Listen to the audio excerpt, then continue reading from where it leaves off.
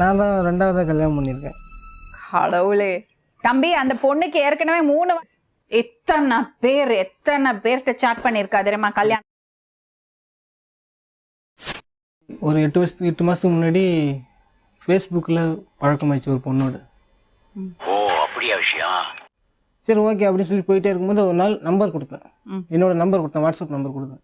கொடுத்தவொடனே அவங்களும் வாங்கிட்டாங்க. வாட்ஸ்அப் வந்தோடனே ஃபேஸ்புக் அந்த மாதிரிலாம் இருக்கிறதுக்கு சான்ஸ் இல்லையே. அதாவது ஒரு ஃப்ரெண்ட்லியாக பேசணும் மேடம். 2 பேரும் நான் இந்த அட்ரஸ் நான் இந்த வீட்டு எனக்கு என்னுடைய அட்ரஸ் அவங்களுக்கு தெரியும், அவங்களோட அட்ரஸ் எனக்கு தெரியும். ஓ இது அவங்களுடைய சோக கதையெல்லாம் என்கிட்ட சொன்னாங்க. எங்கள் அப்பா வந்து சின்ன வயசுல விட்டுட்டு போயிட்டாரு. எங்கள் அண்ணன் தான் என்னை கடைசி வரைக்கும் வளர்த்து படிக்க வச்சு எல்லாம் செஞ்சாங்க. உங்கள் வாய் உங்கள் உருட்டு நீங்கள் உருட்டுறீங்க. ஓகே அந்த இதில் வந்து எனக்கு ஒரு மனசு மாறிடுச்சு. சரி நல்ல பொண்ணு தான் அப்படின்னு சொல்லி நான் லவ் பண்ணேன். நீ அப்படி வரியா? அவங்க ஒரு 2 நாள் டைம் வேணும் அப்படின்னு சொன்னாங்க. சரி ஓகே டைம் எத்தனை நாள் வேணும் டைம் எடுத்துக்க, எனக்கு பிரச்சனையே இல்லை.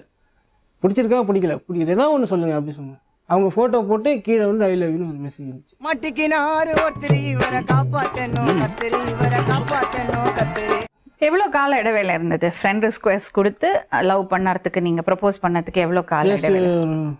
2 வாரம் இருக்கும். அடா பாவிங்களா. அடங்கம்மால ஏண்டா என்ன பேசிப்பீங்க லவ் லவ் பண்ண பண்ணும்போது ஆரம்பிச்சோம்? அதான் சொன்னாங்க.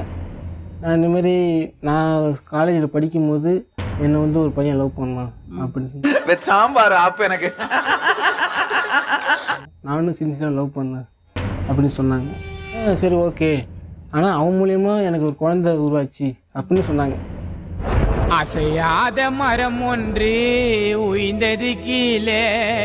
நான் யோசிச்சு சரி ஓகே அதாவது இது வந்து தெரியாதனமா அந்த வயசில் நடந்த தவறு செஞ்சிட்டீங்க, இதுக்கப்புறம் நீ உண்மை லவ் பண்ணுறிய அப்படின்னு கேட்டேன்.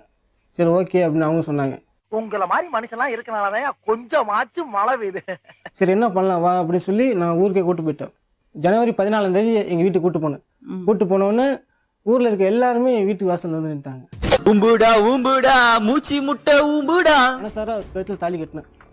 ஜனவரி 22ஆம் தேதி நான் கழுத்தில் தாலி கட்டினேன். காலையில் 10 மணிக்கு கல்யாணம் முடிஞ்சு ஒரு வாரம் ஊரில் இருந்தேன். ஓ அப்படியா விஷயம்? பிப்ரவரி 2ஆம் தேதி அவளை போய் அழைச்சிட்டு நான் சென்னைக்கு வந்தேன்.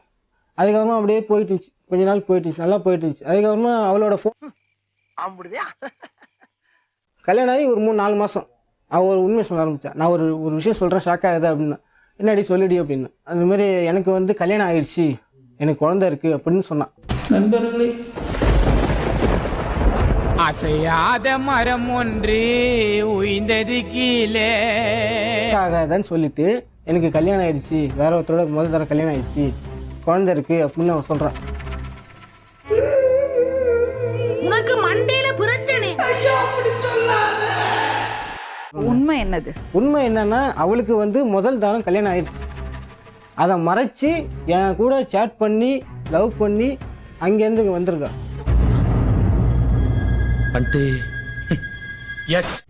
ஹஸ்பண்டை விட்டுட்டு தான் வந்து ஹஸ்பண்டை விட்டு தான் வந்திருக்கா. ஹஸ்பண்ட் மட்டும் இல்லை, அவளுக்கு 3 வயசுல குழந்தை இருந்திருக்கு. அடங்கம்மால. என்ன பேருமா? வைஷாலிமா. என்ன பண்றீங்க இப்போ?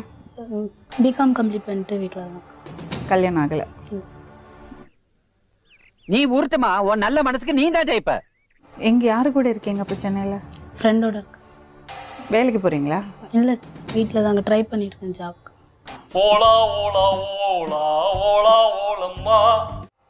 மாரிமுத்து யாரு? உங்க போட்டோ பார்த்தேனே மாரிமுத்துவோட. அவர் எங்கே இருக்காரு? பங்கு மாட்டிக்கிட்ட பங்கு. ஏன் போய் சொன்னீங்க கல்யாணம் ஆகலைன்னு? சொல்லுமா. அவரோட இருக்கு. முதல்ல போய் சொல்லக்கூடாதுல்ல. வந்து இப்ப நான் என்ன உங்கள்கிட்ட சொல்றது? செல்வகுமார் யாரு? உண்மையான பேரு சொல்லுங்க வைஷாலி. உஷா. என்னை பார்த்தா உங்களுக்கு எல்லாம் தேவடியா மாதிரி தெரியுதுல்ல? இப்போ சொல்லுங்க, என்னதான் உங்களுக்கு பிரச்சனை?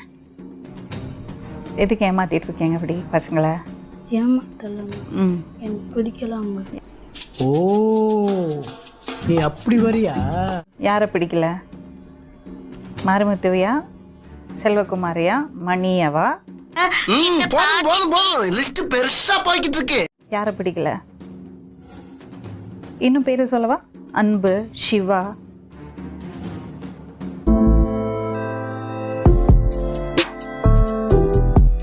பசங்க மட்டும் பொண்ணுங்களை ஏமாத்தினா அவ்வளோ பெரிய பிரச்சனை. நீங்க இத்தனை ஆம்பளைங்களை ஏமாத்திருக்கீங்க, சும்மா விட்டுருவோமா?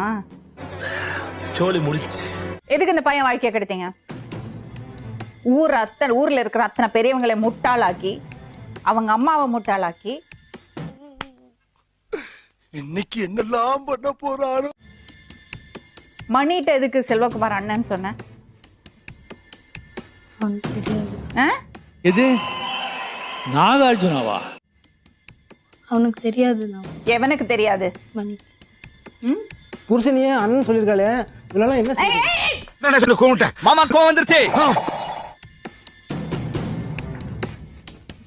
இன்னைக்கு இங்க வந்து உட்காந்துருக்கிறது காரணம் இவ. அதனால செம டேலண்ட் உனக்கு. ஆ? எவ்வளவு கூட வந்த பையன் யாரு? அவன் எப்படி ஃப்ரெண்டு? முன்னாடி இருந்தே தெரியும். எப்படி, எவ்வளவு முன்னாடியில? இந்த மாரிமுத்துக்கு முன்னாடியா செல்வகுமாருக்கு முன்னாடியா? வந்து அப்புறமா தெரியும். சிவாக்கு முன்னாடியா, அன்புக்கு முன்னாடியா? அவங்களாம் ஃப்ரெண்ட்ஸ் தான். ம். இதுல யாரு ஃப்ரெண்ட்ஸ் யாரு புருஷன் எப்படி கண்டுபிடிக்கிறது? மூஞ்ச பாரு, மூஞ்சியும் முகர கட்டையும். இந்த மூஞ்சில முடிச்சா பொடிக்கு போயில சிக்குமா? இந்த பொண்ணு எப்படிப்பா தெரியும் உங்களுக்கு? ஆ? எல்லாம் எஃபி.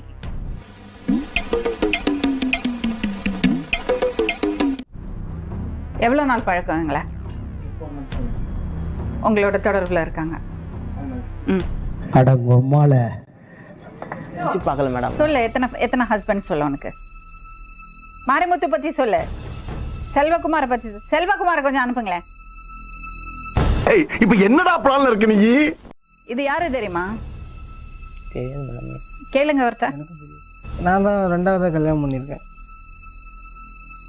ஏய், நீங்க எல்லாம் பைத்தியமாடா? நீங்க மெண்டலா?